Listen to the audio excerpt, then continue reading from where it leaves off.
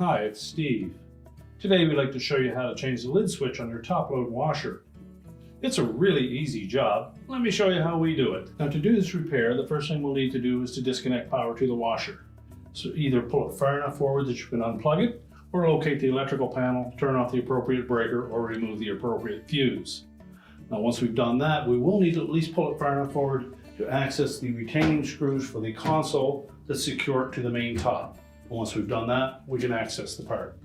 Now that we have the power disconnected and we have access to the back of the washer, we're next going to remove 3 screws that secure that console to the main top.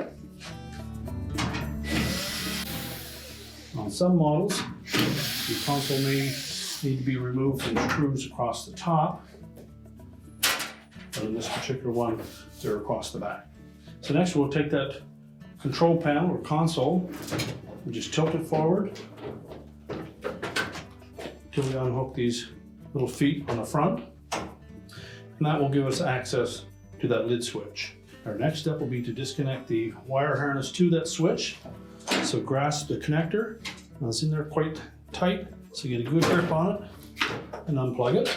Now to remove that switch assembly, you simply need to lift up on this little locking tab, pull it up out of that little rectangular shaped hole, and then we'll push that whole switch forward enough that we can line up the tabs on the side and pull them up through those open slots. Now to make that easier, you can just lift that lid up a couple of inches and prop it open or have somebody hold it for you. And that will retract the push button a little bit to make that switch go ahead easier. So again, we're simply going to lift up on that tab till it clears that opening, push the switch forward, and then line up these 2 tabs with the slots and lift it up out of there. We'll discard the old switch, and when we install the new switch, we want to make sure that the push button on that switch lines up on the actuator button. So we're going to tuck the front end of that switch in first, make sure that lines up. Then we'll make sure that these slotted tabs fit down through that opening. So lift up gently on that locking tab, pull that switch back, making sure those tabs stayed in underneath the main top, and that will lock it in position. You can check the operation of that switch by raising and lowering the lid. You should hear that switch contact when the lid is in its closed position. Next, we'll reconnect the wire harness. Make sure that's firmly pressed into the opening.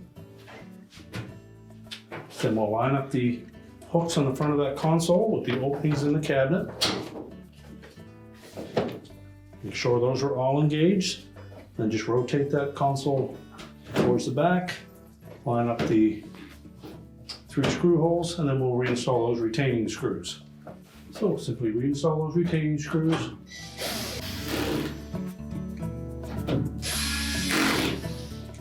And now we're ready to push that washer back into position.